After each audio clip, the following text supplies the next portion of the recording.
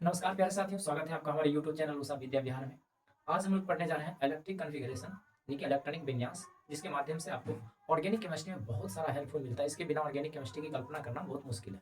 तो हम लोग पढ़ेंगे ऑर्गेनिक केमिस्ट्री का जो है प्रारंभिक बिंदु कहते हैं, जिसमें पढ़ेंगे कि किस तरह से किस कक्षा में इलेक्ट्रॉन जो है सबसे पहले किस में जाता है, बढ़ती ऊर्जा स्तर जो है वह के कारण पहले किस में इलेक्ट्रॉन जाएगा, फिर किस में जाएगा। तो आइए समझते हैं इसको।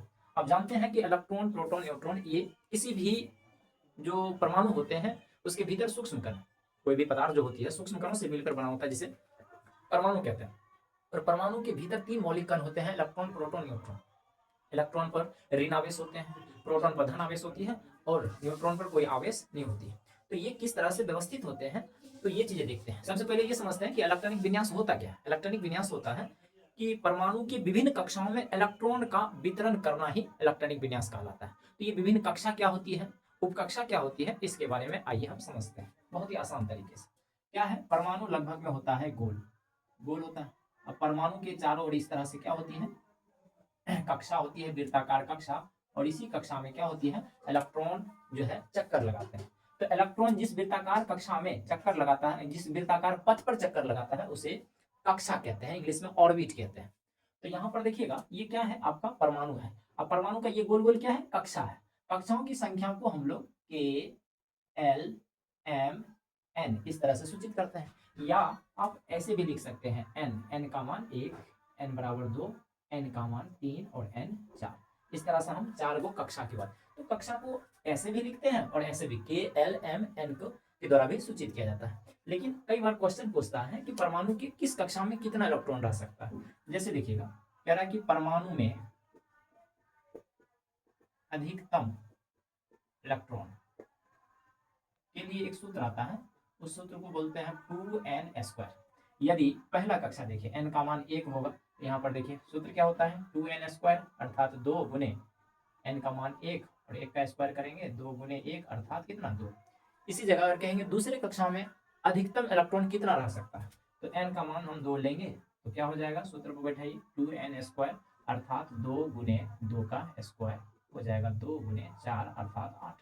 यानी कि दूसरे कक्षा में अधिकतम इलेक्ट्रॉन कितना रह सकता है, तो दूसरे कक्षा में 8 रह सकता है। तो इस तरह से अब तीसरी कक्षा, चौथी कक्षा, पांचवी कक्षा, होता क्या है कि जब कक्षा भरती जाती, जैसे पहले कक्षा में 2 इलेक्ट्रॉन भर जाएगा, तब इलेक्ट्रॉन किस में जाएगा, तीसरा कक्षा में, फिर तीसरा भर जाएगा तो चौथा कक्षा में, पांचवा कक्षा में। इस तरह से ये लगातार जो है भरते जाते हैं और आगे की कक्षा में जाते जाते हैं। तो इस तरह से हम लोग ये समझते हैं कि इलेक्ट्रॉन का वितरण में किस कक्षा में हम कितना इलेक्ट्रॉन रख सकते हैं। हम लोग बेसिकली ये जाने कि किस कक्षा में कितना इलेक्ट्रॉन, किस कक्षा को क्या कहेंगे, के, एल, एम, एन। इस तरह से प्रथम कक्षा को के, दूसरा कक्षा को एल, तीसरा कक्षा को एम और चौथी कक्षा को एन कहा जाएगा। लेकिन क्या होती है कि कक्षा का भी उप कक्षा होता है, जिसको सब सेल कहते हैं। जैसे प्रथम उप कक्षा है, प्रथम कक्षा है, इसका एक ही उप कक्षा होगा। दूसरा दूसरा जो होती है उसका 2 उपकक्षा होगा। तीसरा जो होती है उसको 3 उपकक्षा होगा। चौथा होगा 4 उपकक्षा होगी। इस तरह से हम उपकक्षाओं की संख्या, उपकक्षाओं को एसपीडीएफ से सूचित किया जाता है। एसपीडीएफ, एस से शार्प होता है, पी का प्रिंसिपल, डी का डिफ्यूजन और एफ का फंडामेंटल बोलते हैं। इस तरह से एसपीडीएफ यानी कि पहले कक्षा का उपकक्षा एस हो जाएगा, दूसरे कक्षा का उपकक्षा एसपी, तीसरे कक्षा का उपकक्षा एसपीडी और चौथे कक्षा का उपकक्षा होगा एसपीडीएफ। तो इस तरह से हम लोग देखें कि कक्षाओं के उपकक्षा को एसपीडीएफ से सूचित किया जाता है।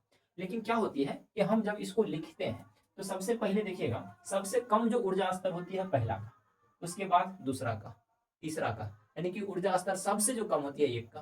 तो ये कैसे जानेंगे, तो इसके लिए आपको जो है यहाँ पर संरचना बनाना पड़ेगा कि इलेक्ट्रॉनिक विन्यास में सबसे पहले किस कक्षा में इलेक्ट्रॉन का वितरण होगा।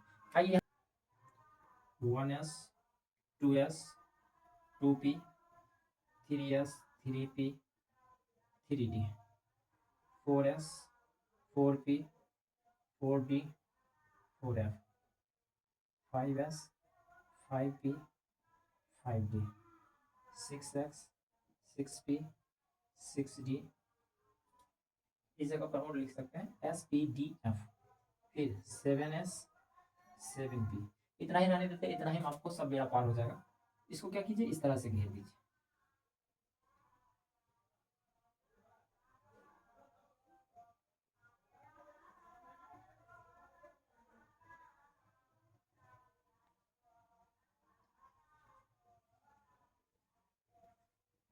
इस तरह से घेर कर और इसको तिरछा ऐसे करके एरो लगाइए, तिरछा ऐसे।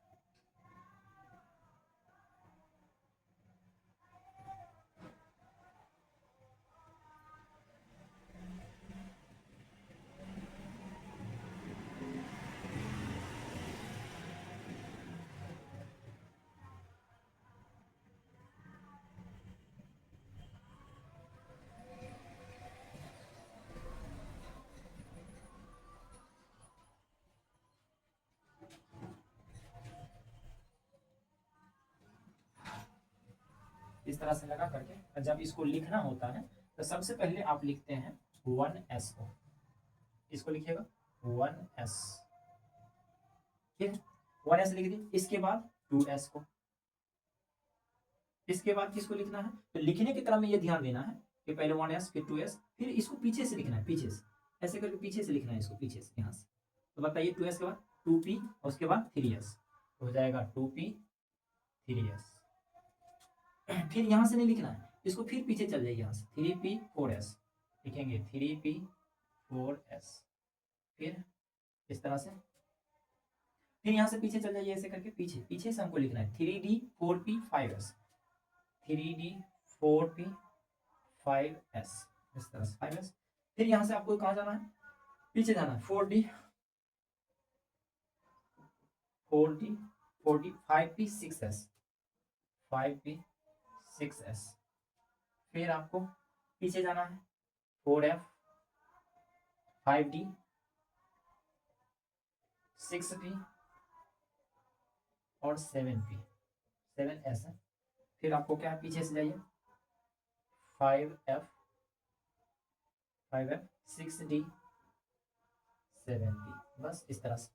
अब ध्यान ये रखना है कि किस उप कक्षा में कितना इलेक्ट्रॉन देना है। जैसे S में 2 इलेक्ट्रॉन, अधिकतम 2 ही दे सकते हैं, P में 6 दे सकते हैं, D में 10 और F में 14।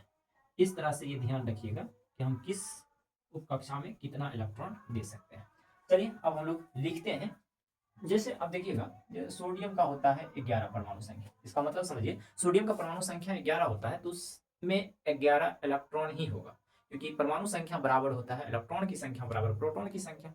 हम लोग सभी कक्षा में इलेक्ट्रॉन को बांट देंगे। जैसे 11 होता है सोडियम का, तो सोडियम का देखिएगा लिखेंगे तो क्या करेंगे 1S, क्या लिखेंगे 1S, ऐसे 1S। लेकिन S ऑर्बिटल में S जो है ये पहला कक्षा का पहला उप कक्षा है। देखिए यहाँ पर जो 1 2 3 ये सब जो देख रहे हैं ये क्या है, ये है आपका पहला कक्षा, ये 2 जो बता रहा है दूसरा कक्षा, 3 बता रहा है तीसरा कक्षा। लेकिन ये 2 और 2, यहाँ भी 2 यहाँ भी 2 है, तो 2 मतलब यहाँ पर दूसरा कक्षा, और दूसरा कक्षा में क्या वो उप कक्षा होगा, 2 ही होगा।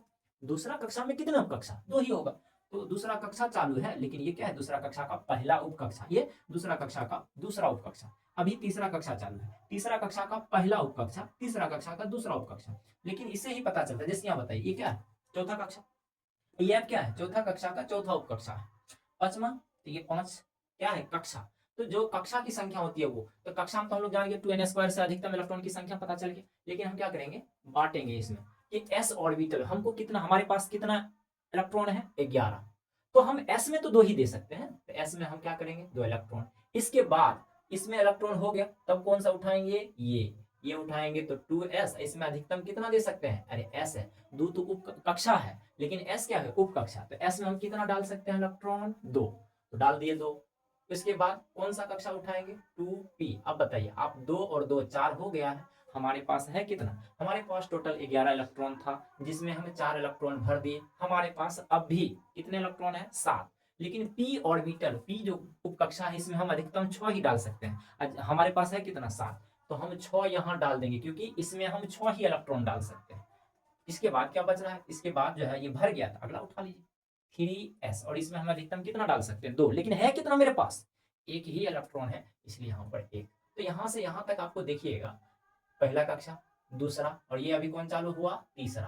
तो तीसरा जो चालू हुआ उसमें 1 इलेक्ट्रॉन है, तो 3 कक्षा में ये भर गया, क्योंकि आप पढ़े हैं पहला कक्षा में 2 ही इलेक्ट्रॉन डाल सकते हैं, दूसरा में 8 डाल सकते हैं, तो 8 2 10, यहाँ पर है कितना 11 इलेक्ट्रॉन है। इसके लिए हमें 3 कक्षा चाहिए, क्योंकि 2 कक्षा भर गया है। पहला में कितना इलेक्ट्रॉन 2, दूसरा में 10 है कितना 11 इलेक्ट्रॉन, इसलिए हमारा तीसरा कक्षा लेना पड़ा। और भी एग्जांपल देते हैं, वहां से समझ आएगा आपको।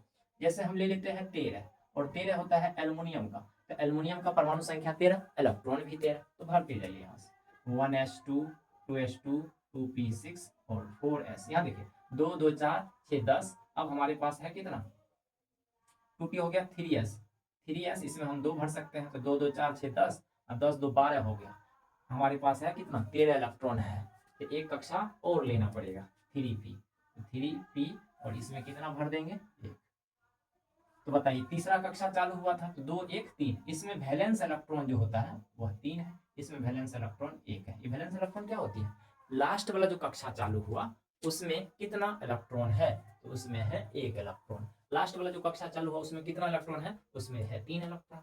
इस तरह से हम लोग ये बना लेते हैं। लेकिन इसमें देखिएगा कुछ अपवाद है। जैसे अपवाद क्या, जब आप इसको लिखते हैं अपवाद में, तो कभी भी S2 और D4 नहीं होता है। अगर इस तरह से कहीं भी दिखे तो उसके लिए आपको क्या करना पड़ेगा, S में 1 और D में 5 करना पड़ेगा। S में 2 D में 9 नहीं होता है, तो इसके लिए आपको क्या करना पड़ेगा, S में 1 और D में 10 करना पड़ेगा। फिर इस तरह से जैसे एग्जाम्पल से देखिए, यहाँ पर हम 24 लिखते हैं और 24 जो होता है क्रोमियम का होता है। 1s2 2s2 उठाते जाइए भरते जाइए, 2s2 2p6 3s2 3p 2 2 4 6 10 2 12 12 6 18 3p हो गया 4s2 20 4s2। उसके बाद कौन लेंगे 3d। 3d में हम कितना, d में तो आप 10 ले सकते हैं, 10 गुण ले सकते हैं, लेकिन हमारे पास है क्या 20 को तो हम भर चुके, हमारे पास 4 है तो 4। तो यहाँ पर देखिए s ऑर्बिटल में 2 और d में कितना है 4 है। तो कभी भी s ऑर्बिटल में 2 और d में 4 नहीं रहता। अगर ऐसा है तो s में 1 कर दीजिए, d में 5 कर दीजिए, s में 1 कर दीजिए और d में 5 कर दीजिए। अब बताइए तो यहाँ से लेकर यहाँ तक बाहर का कक्षा कौन चालू हुआ, चौथा, इसीलिए वैलेंस इलेक्ट्रॉन कितना होगा 4 सॉरी 1 होगा। इसी तरह आप 29 का खुद से लिख लीजिए, कॉपर होता है